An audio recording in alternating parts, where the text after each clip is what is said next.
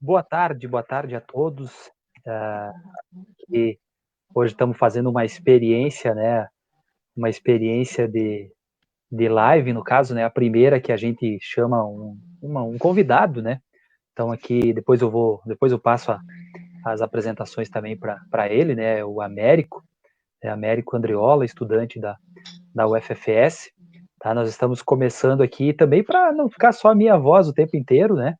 E hoje a gente vai fazer essa discussão a respeito de dois livros, né, da escravidão à Lava Jato, né, a Elite do Atraso, da escravidão à Lava Jato, e Fanatismo e Manipulação, que é um livro do Otoniel Pinheiro Neto, né, eles são livros que se entrecruzam, tá, e esse vai ser a nossa conversa, então, de hoje, tá. Primeiramente, eu queria agradecer, então, o Américo pela disponibilidade, né, largou das atividades dele para vir para essa conversa, para esse diálogo, e gostaria que você fizesse uma breve apresentação de quem é o Américo Andriola, né, eu já falei por alto, né, mas apenas para ponderar aqui para nós, né, certo? Tudo bem? Boa tarde, César. Boa tarde a todos que estão na live. Meu nome é Américo Andriola, eu sou estudante aqui do curso de Pedagogia da Universidade Federal Fronteira Sul. Faço parte da monitoria e estamos aí, né, estudando, batalhando, né, observando esse cenário complicado que estamos vivendo hoje, né, uma democracia bem no limite, né? Porque frente às ações do governo aí, e vamos conversar um pouco sobre esse livro. Acho que os livros aí têm muito a contribuir, né? Para a gente entender também o que vem acontecendo, né? Isso aí. Apenas para quem está acompanhando de fora, só para dar um ok, se está tudo ok, o som para nós aparentemente está funcionando tudo bem, né? Se porventura alguém quiser comentar aí se o som tá adequado, mas parece que está tudo de boas aqui, né? Assim, em tese, a configuração da nossa conversa aqui. Pois bem, pessoal, então, o Américo é um guri, os teus pais são de Dionísio Cerqueira, né? Sim, Juninho Cerqueira. Dionísio Cerqueira, que cursa pedagogia na UFFS, né? Então, a UFFS é uma construção da luta dos movimentos sociais, né? No processo do reúne, da expansão da universidade pública, que levou também a universidade pública para esse rincão, já um tanto esquecido, né? Eu sou um pouquinho mais velho que o Américo, né? Sou de uma época que saí com 17 anos de casa para trabalhar em metalúrgica, né?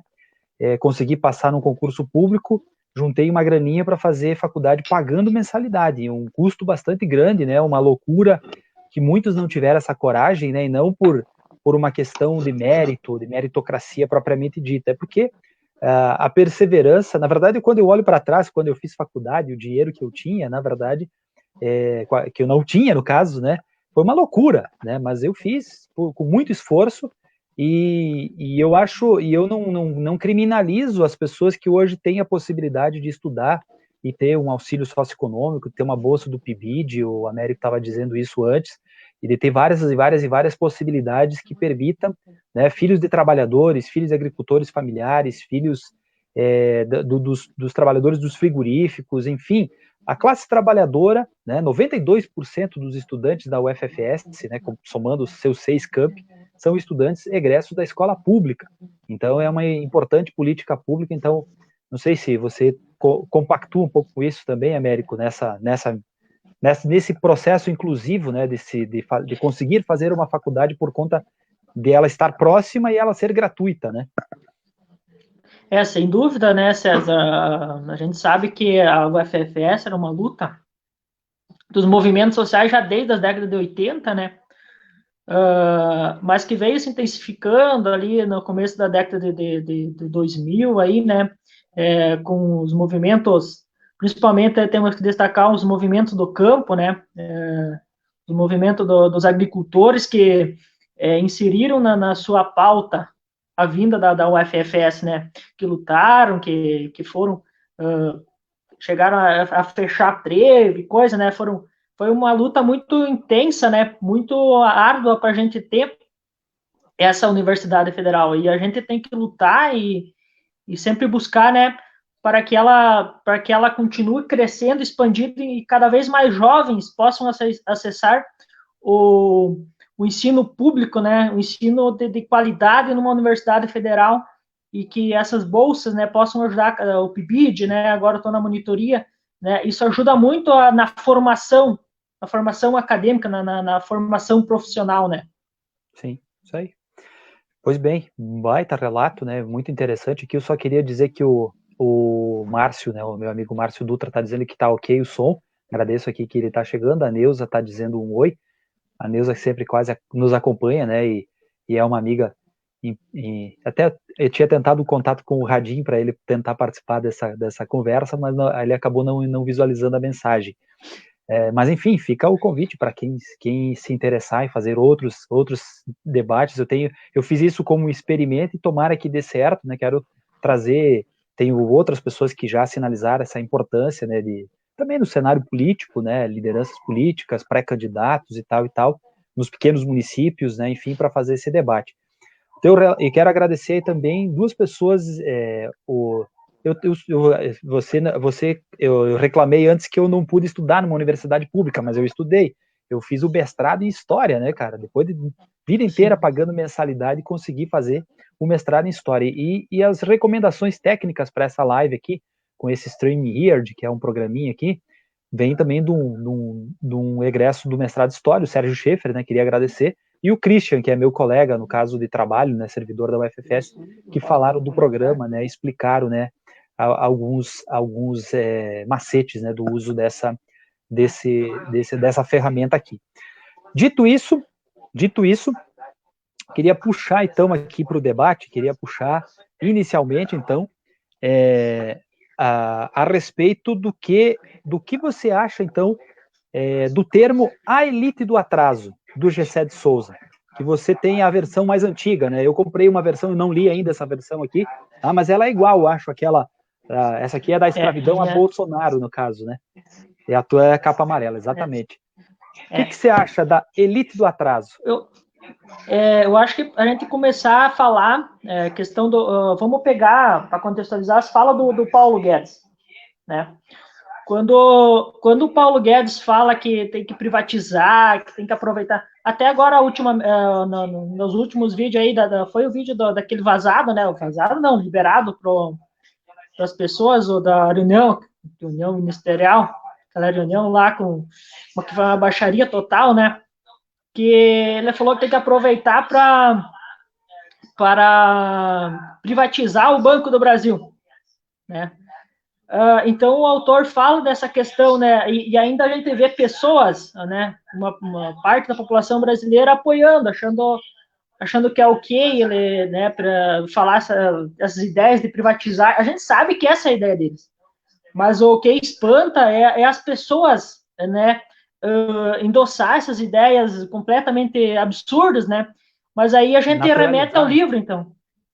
A gente remete ao livro na questão assim, ó, quando o Gessé fala, que ele descreve, que isso foi algo construído, né, pela mídia, enfim, pela mídia patronal, principalmente, né, que é a questão de demonização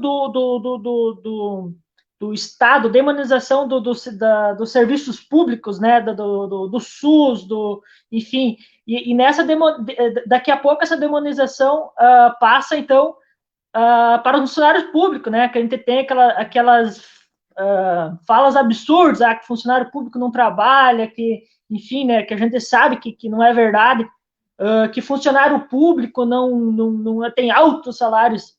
Tá, mas tudo bem, tem uma partezinha, uma casta, né? Uma casta dos funcionários públicos que de repente se destoa. Mas se a gente for observar ali professores, bombeiros, policiais militares... da saúde, né? Enfim, é um salário assim, né, que eu acho que dá para viver, né? Isso. Mas não é uma coisa assim, meu Deus, entende? Então... E aí, esse discurso é um discurso de pessoas da elite, né? Da elite que estão fora do Estado. muitas vezes eles se utilizam do Estado, eles compram, vamos dizer assim, eles compram políticos, né? Mas essas pessoas estão fora do Estado e lucram com a privatização. Por exemplo, a Petrobras. A Petrobras, a gente observar, está sendo privatizada aos poucos. Porque não se privatiza uma empresa que foi fundada em 1953, não sou. Vai lá, privatiza um pouquinho hoje, um pouquinho amanhã. O SUS. O SUS é um dos maiores sistemas de saúde do mundo. Então, não vai ser privatizado de hoje para amanhã. Eles vão asfixiando o SUS, vão retirando recursos, que é o que está acontecendo. E aí vai se precarizando, né? As pessoas cada vez mais com a sensação que não funciona, que é melhor pagar, não sei o quê, mas é porque não tem mais os recursos, porque os recursos estão sendo retirados. Se não tem recurso, não tem como manter o serviço. Sim. Então, é esse jogo que eles fazem, né? E o autor fala sobre isso, na questão, assim, de como a mídia, né, contribui para esse processo de inculcar nas pessoas que o Estado que é o demônio, a palavra, né? Mas a demonização do Estado, entende? Sim. Muito bom, muito boa reflexão. Daí eu puxo para cá, né? Esse outro livro que eu li, eu fiz umas pequenas anotações aqui, né? Que é o livro Fanatismo e Manipulação, é de um professor alagoano, né? Otoniel Pinheiro Neto. Ele é bem ativo também nas redes sociais, né? Chama Fanatismo e Manipulação, o esquema da nova colonização do Brasil. Ele usa muito o Gessé de Souza e outros autores, digamos assim, para sinalizar nesse sentido, e ele aponta, né, ele resgata, inclusive, essa herança do coronelismo, essa herança do Estado escravista, né, escravagista, na verdade, né? E aí ele aponta alguns elementos, algumas reflexões que eu queria pontuar, digamos assim, que passam desapercebidos do ponto de vista de como a extrema-direita brasileira, né, ela faz a pauta política em cima de embustes, em cima de narrativas embusteiras, como você falou agora, a tese do Estado mínimo, né? Não dá para admitir um país como o Brasil, com o tamanho do Brasil, né, que antes do governo Lula, 16 milhões de pessoas não tinham energia elétrica, e achar que o Estado mínimo vai dar conta do sujeito que vive isolado, né, numa área distante, às vezes 50, 60 quilômetros de uma cidade, né, que não tinha energia elétrica, e que essa política pública não possa existir, ou programa de habitação rural, coisas do gênero. Mas, assim, tem algumas reflexões que ele faz. Por exemplo, sempre quando chega o Dia da Consciência Negra, né, 20 de novembro, por conta do Zumbi dos Palmares, né, tem essa data, tem um post que ele parece, assim, uma postagem que ela se dissemina, assim, ela parece até sedutora, né? Não importa, não tem que ter o Dia da Consciência Negra, tem que ter o Dia da Consciência branca, amarela, e tal. É uma narrativa que ela tenta vender a tese não racista, mas, na verdade, porque ela está tentando silenciar a luta de quem é a maioria brasileira é negra e parda, 54%, e um pouco mais, inclusive, né? E é a maioria pobre, a maioria que deixou a senzala, mas foi para a periferia, foi para os presídios, foi para, enfim, e é a minoria nas universidades. A gente mesmo com a política de cotas raciais, sociais e raciais, você tem uma minoria negra nas universidades, mesmo com as políticas compensatórias, né? Porque o racismo estrutural está estabelecido e as pessoas querem que você naturalize isso. Tem uma outra reflexão que ele faz, que é no mesmo bojo, que é o ataque ao politicamente correto ou ao pessoal dos direitos humanos. Então, na verdade, é o seguinte, né? Em nome da boa família, em nome das tradições e tal, as pessoas não podem se levantar e se insubordinar. A maioria brasileira que é mulher e que ganha menos, não pode lutar, não pode se organizar, porque é o pessoal do politicamente correto, tudo que estão vendo é machismo, né? E isso constrói uma sociedade patriarcal que é uma das que mais mata mulheres no mundo, né? Aí nós vamos, por exemplo, tem um outro detalhe que ele puxa aqui, que é o seguinte, que é a questão da meritocracia, e você falou do serviço público, né? O ataque ao serviço público, né? Primeiro você joga a meritocracia, né? Se o cara é pobre é porque não se esforçou. Mas contra o servidor público, o cara passa no concurso público e fica deitado, não quer mais trabalhar o resto da vida. Tipo, então a meritocracia, ela funciona a hora que quiser. E, na verdade, esse tipo de fala, esse ataque à estabilidade no serviço público, nada mais é do que prática antiga do serviço, da política coronelista, que não quer concurso público, porque quer fazer o que o Bolsonaro está fazendo com a Polícia Federal agora, virar aparelho, né? Você não ter concurso público para não ter moralidade, né? Devolvo um pouco agora para ti, nas reflexões, que depois eu tenho mais algumas coisinhas apenas aqui. Só vamos dizer, aqui nesse livro o autor fala, né, também sobre essa questão das diferenças da questão de gênero no trabalho, né, que as mulheres, então, e aí ele remete também à igreja, né, como que a igreja ajudou a construir essa narrativa, né, que as mulheres, elas são mais sensíveis, digamos assim, né, mais espirituais, então elas vão trabalhar, né, fazer o serviço de casa, cuidar de criança, né, que tem. E o homem, então, é aquele que, né, que vai trabalhar no pesado, né, vai trabalhar para fora. E isso ainda é muito forte, né, na nossa sociedade. Por incrível que pareça, está se conseguindo, né, avançar nessa questão, mas ainda falta muito a se caminhar. Sim. Bem interessante isso. Tanto é que é o seguinte, né? Tanto é que se você for parar para pensar, né? Quando se diz minorias, né? O Bolsonaro, né? Fala as minorias têm que se curvar às maiorias.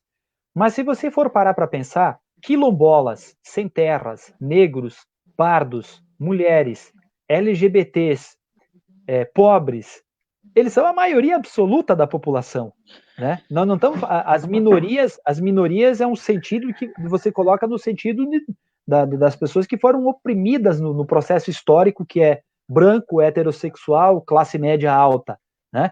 Mas os segmentos que dominam, eles são minoritários do ponto de vista de você pensar políticas públicas.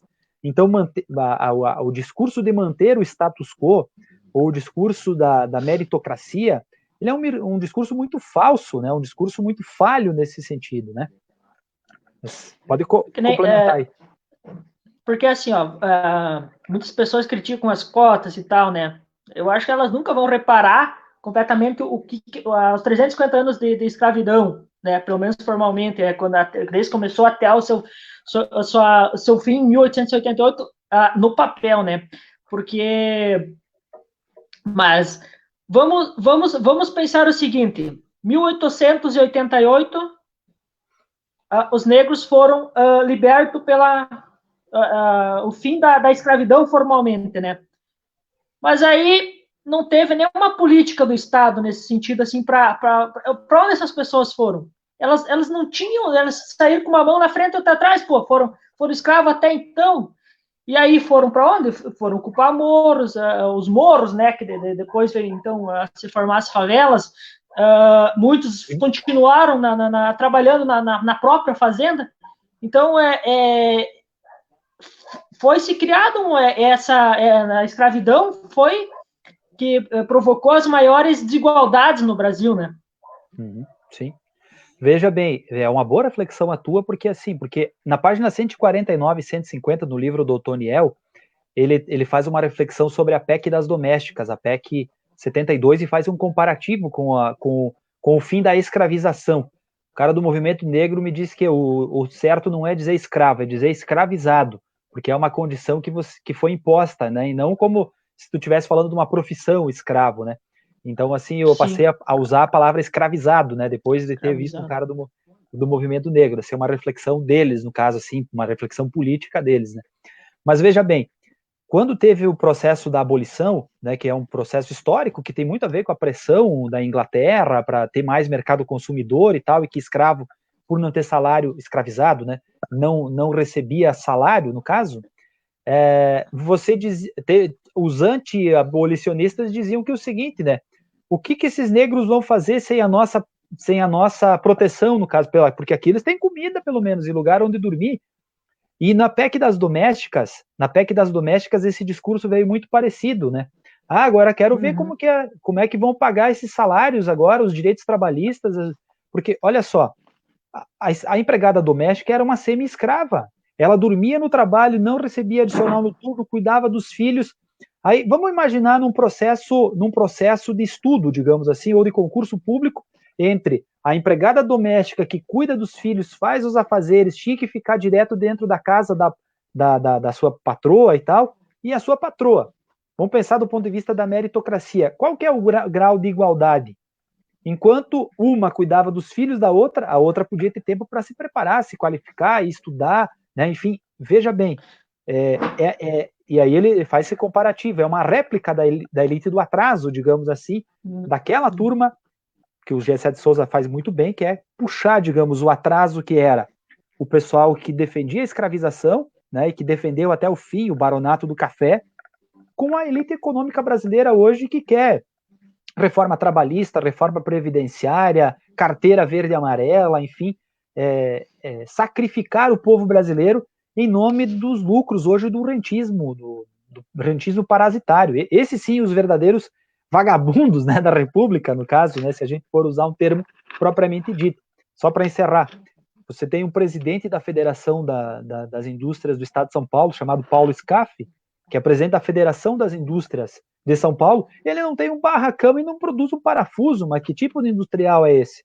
É um rentista do capital, né, do capital vadio, né, usando o termo mais popular, né? Isto? Agora que, não, só para, né, nós, quando você falou, né, da questão da PEC das domésticas ali para formalizar, né, lembrando que o atual presidente, o Bolsonaro, votou contra, né? Bem lembrado. Na época ele votou contra e a justificativa dele ter votado contra foi justamente o que você acabaste de dizer, né? Que como é que a gente vai pagar isso? Então é realmente a elite do atraso e seus representantes, né?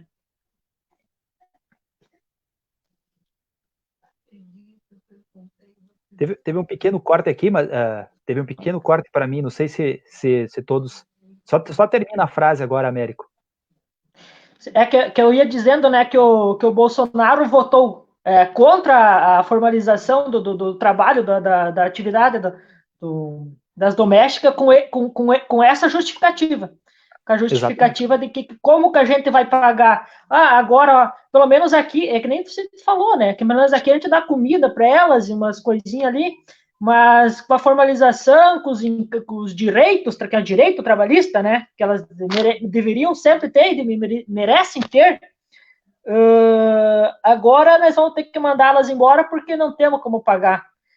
Realmente uma elite do atraso, né? Não tem o que dizer. Exato. Eu vou só ler aqui alguns mais que escreveram. Vem aqui a professora Adriana Luzardo, bem isso, boa parte da imprensa ajuda nesse desmonte que fortalece a ação pela pauta em prol do neoliberalismo, a ideia é vender tudo. Acho que era esses 3, ela escreveu 3 comentários, né, foi por isso. Certo?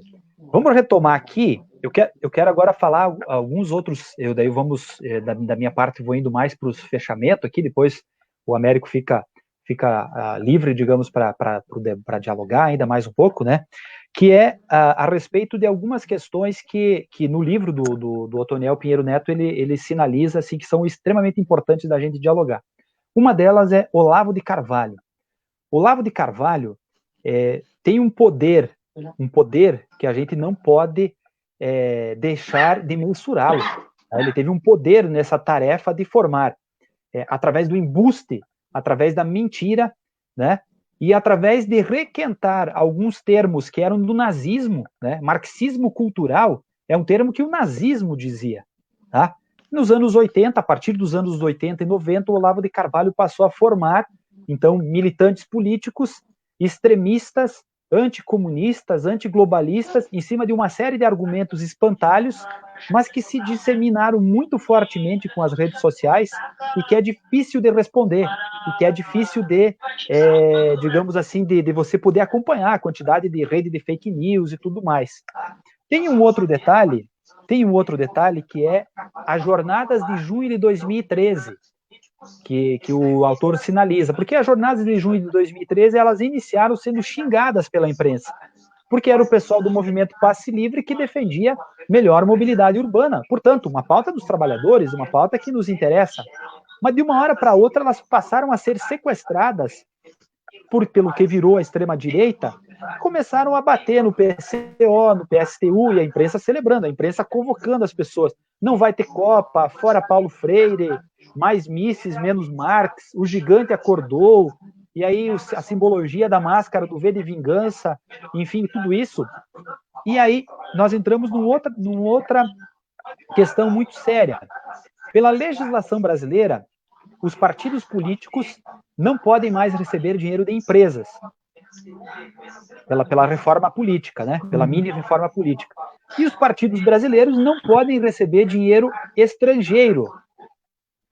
E é muito provável que todos esses movimentos, como é o caso do MBL, tenham financiamento estrangeiro e financiamento empresarial.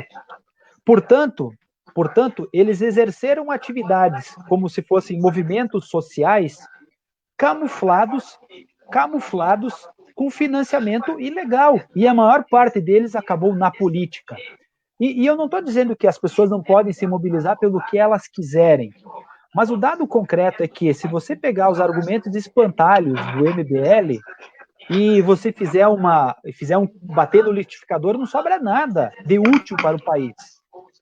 E por incrível que pareça, agora o bolsonarismo está dizendo que até eles são comunistas, no caso, né? Até o MBL é comunista, né? O Witzel é comunista, enfim, o Dória. Porque, assim, é uma paranoia que nos levou nessa desgraça nacional, né? O Brasil, que era para ser um país de ponta, que era para ser um país...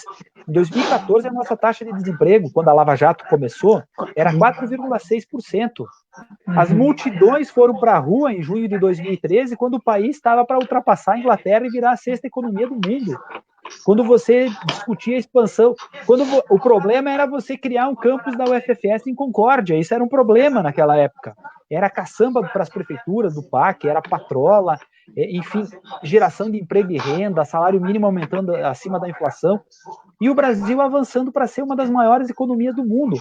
Então, não está na pauta aqui, mas o Brasil sofreu com aquilo que o Andrew Korypko, que é um jornalista do Sputnik, escreveu, na minha concepção, uma guerra híbrida. Uma guerra que não precisou de armas. Aqui não precisou fazer, como foi nos Estados Unidos, que falou da Petrobras, ir lá e matar um monte de gente, gastar um monte de dinheiro com armas. Aqui os caras financiaram movimentos que derrubaram o governo e mudaram a lei do pré-sal. O Wikileaks já sinaliza que o Serra tinha se comprometido com isso, né? E, aliás, um filme muito importante que todos deveriam assistir, e que é baseado num livro, é Snowden, Herói ou Traidor. O Brasil foi sabotado. E a Lava Jato, por isso é da escravidão à Lava Jato, a Lava Jato é a mãe do Bolsonaro. As pessoas hoje querem dissociar Moro de Bolsonaro, eles são iguais. A Rosângela Moro falou, eu concordo. A Rosângela Moro disse bem assim, Bolsonaro e Moro são a mesma coisa. Eu concordo. O Carlos Bolsonaro disse que o Moro é o sujeito mais falso que ele conheceu. Eu concordo. O Moro disse que no governo do PT tinha autonomia para investigar a corrupção. Eu concordo. E o Moro disse que o Bolsonaro não tem nenhum tipo de responsabilidade em combater a corrupção. Eu concordo. E a Carla Zambelli terminou dizendo que o PT, que o Moro só tinha predileção para condenar o PT e proteger o PSDB. E eu concordo com todos eles, porque na verdade eles são fruto da mesma narrativa moralista que a gente já conheceu no passado para derrubar o Jango, que na verdade é a elite do atraso, a direita brasileira, que não consegue ter um programa popular porque não é inclusivo, e sempre perde no voto, né? Para mim, essa é a sinalização, e passo para ti, digamos assim, agora, que da minha parte já falei bastante. Que nem você falou da questão, né, o comunismo parece não, já faz tempo que virou um espantalho, né? No sentido assim, quem discorda do Bolsonaro, do governo, que é só a pessoa ser um pouquinho democrática para fazer, né, ter um pouquinho de consciência, automaticamente já é comunista, até porque ser comunista, você chamar outra pessoa de comunista não necessariamente é uma ofensa, né? Mas tomaram isso como se fosse os bolsonaristas, né? Você vai lá, apresenta um argumento forte, conciso, a resposta é, seu comunista, vai para Venezuela, vai para Cuba, vai não sei para onde, né? Então é uma simplificação, né? É uma coisa absurda, né, de se ver. Eles não têm argumento assim quando você fala assim, quando é que tu falou a sexta economia do mundo, em pleno emprego, o país expandindo, eles vêm, daí quando a presidência argumenta, eles falam assim, mas sai daí, comunista, vai não sei para onde, entendeu? Então, não tem, é muito complicado dialogar com essas pessoas. Tem diálogo.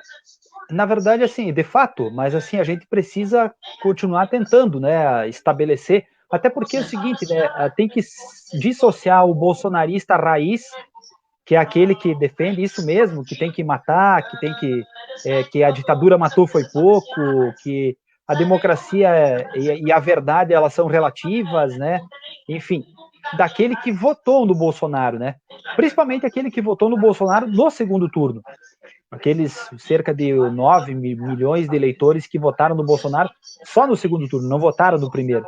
E mesmo daqueles que votaram no primeiro, na onda da facada e tudo mais, que começaram a se arrepender, digamos assim, porque hoje você tem 25% dos brasileiros que consideram bom e ótimo.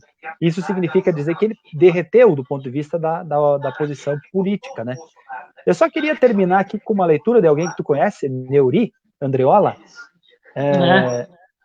A privatização brasileira é retórica de uma parte da classe dominante, ou seja, uma facção dentro da elite burguesa, alinhado com interesses do grande capital internacional. E isso gerou tal espírito para atingir o consciente dos pobres.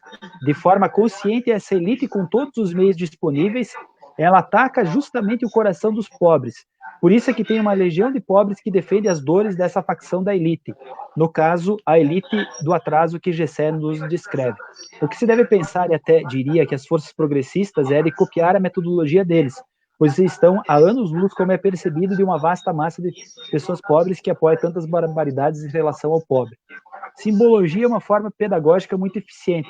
Hitler e todos os totalitários usaram o mecanismo da conquista. O pan-germanismo tinha seu símbolo maior, cruel, sectarista e racista. É importante que essa tua sinalização do Neuri, no caso, né, que está nos assistindo, que é a questão da banalidade do mal, né, se a gente for puxar lá para o nazismo, que a Hannah Arendt sinalizou. Então, eu acho que muita gente se identifica com o Bolsonaro justamente pelas maldades que ele diz.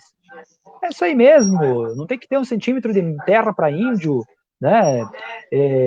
O xingar mulher, xingar jornalista, né? Tipo, essa ideia patriarcalista, branca, hegemônica, né? Que se identifica com ele, na minha concepção. E, obviamente, que tem muitas pessoas que caem na narrativa do honesto, do moralista, do cristão, né? Que acaba ponderando e construindo esse cenário todo. Tá? Não sei se tu tem mais alguma ponderação, né? Nós já falamos uns 30 minutos. Na verdade, a questão acho que é uma questão assim que nem você falou, né? Que tem uma parte já do eleitorado Bolsonaro que está arrependida, né? E aí a gente também tem que tocar na questão do Ciro Gomes, porque me parece que os discursos dele é no sentido assim que ele vislumbra pegar esse eleitorado arrependido, atacando de repente o PT, os partidos de esquerda, mas principalmente o PT, mas eu vejo assim que os caras não vão votar nele, porque eles vão votar, por exemplo, porque esses caras que são de direito de votar no Bolsonaro vão votar em tudo menos o PT. Eles vão votar no João Amoedo da vida, no Moro, né, que agora eu acho que o Moro é o candidato da Globo, daqui a pouco. Eles vão votar, por exemplo, no Dória. Então, eu acho que ele está adotando um discurso, assim, uma linha muito desnecessária, muito, né, que não vai agregar em nada, vai só dividir. Sim. Na verdade, assim, eu não sei exatamente qual a estratégia dele, né? Obviamente que, assim, que ele, quanto personagem político, ele já serviu vários partidos, digamos assim, né? E a partir a partir da morte do Brizola, ele caiu no campo do brizolismo, mas ele já foi do PSDB, já foi do governo FHC, tem uma origem, né, política lá no PDS, lá nos anos 80, né, foi ministro do governo Lula, e obviamente que ele deve estar fazendo esse tipo de aposta de buscar um eleitor moralista, né, pela centro-esquerda, né, é uma opção, digamos assim, eu não sei exatamente se isso vai frutificar.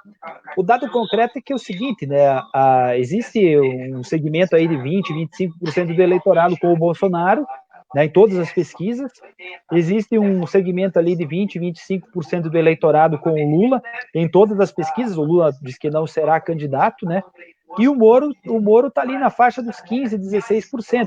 Mas eu tenho a impressão, vamos ser razoável, né? O Moro é um personagem criado, né? Como herói. E por muita gente que é bolsonarista. Então, nessa divisão, eu estimo que o Moro vai ser uma figura fora agora de cargo público que tende a esvaziar, como foi o Joaquim Barbosa lá atrás, né? Pode se eleger senador no Paraná, quem sabe, mas eu acho que para ser presidente ele não tem história para isso, né? Ele é muito fraco, inclusive muito fraco do ponto de vista de retórica, de densidade, mesmo do conhecimento jurídico, né? Eu acho que ele é muito cru nesse sentido. Eu acho que a aposta do Ciro é manter-se competitiva ali na faixa de 12% a 13%, e a centro-direita tende a ter algum outro nome, né? A menos que o Ciro se posicione como o candidato do centro, digamos assim, mas eu não acredito, né? Porque ele saiu brigado do PSDB, saiu brigado do PPS, enfim, não sei se de fato ele vai ser o candidato do centro. Na minha concepção, hoje há uma guerra dentro das polícias muito séria, né? Entre os moristas e os bolsonaristas, né? E aí as polícias, o Ministério Público e o Judiciário, infelizmente, virando braços políticos, né? Isso é coisa de ditadura. Falaram tanto da Venezuela, né? Que dizem que tem esse tipo de arbítrio. Eu não sei porque para poder falar sobre a Venezuela, deveria me aprofundar mais sobre a Venezuela. De fato, não tenho leituras profundas. Eu tenho uma visão da mídia que diz que o Maduro é o demônio, mas, por outro lado, eu vejo muito chavista defendendo. Esses dias prenderam os mercenários, no caso lá, que queriam entrar para matar o Maduro. Foi os pescadores que prenderam. Então, assim, não sei, digamos assim, eu tinha que estar lá para saber disso, né? Mas o dado concreto é que se eles queriam tanto transformar o Brasil numa Venezuela, eles conseguiram, né? Eles estão fazendo isso, aparelhamento, Hoje o Major Olímpio disse que o presidente está protegendo o filho dele, que é bandido. É isso que ele disse, o Major Olímpio, não foi eu que estou dizendo, o Major Olímpio, senador do PSL de São Paulo, um aliado, ex-aliado do Bolsonaro. O outro lá, o delegado Valdir, que também era aliado deles, falou uma coisa muito mais dura. Eu não falo isso, né? Ele disse, eu já fui gado, já comi capim. E que não defende mais o Bolsonaro, no caso. Então, assim, tipo, não somos nós que estamos falando a briga entre a direita e a extrema-direita, não sei o que vai sobrar desse país, né? Eu estou muito preocupado. E ainda tem a questão da pandemia, que poderá nos levar aí ao topo mundial de casos e talvez até de mortes, inclusive, né? Porque não para de crescer, né? Mas fica para tuas considerações finais aí agora. Eu acho que já 40 minutos, né?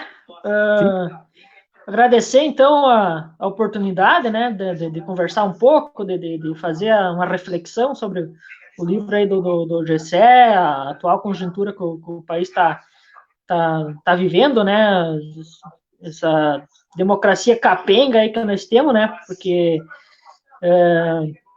então, eu quero realmente agradecer e quando precisar, quando quiser dialogar, estamos por aí, né? Te agradeço muito por ter aceitado, né, o desafio, inclusive, de ser a primeira experiência aqui, né, digamos, a gente também não entende muito das tecnologias, pede para um, pede para outro, né, como eu falei, o Sérgio e o Christian acabaram me ajudando, e agradeço muito que você se prontificou, né, guri, aí, para falar de última hora, inclusive, né, ontem veio a proposição, né, e a gente vai usar bastante esse mecanismo, porque também é uma forma de produzir contra-informação, né, disputar as narrativas, no caso, principalmente nesse cenário de isolamento social, né, a gente precisa usar mais isso. Eu agradeço quem acompanhou, agradeço o Américo, tenha uma boa semana a todos aí. Alô? Valeu.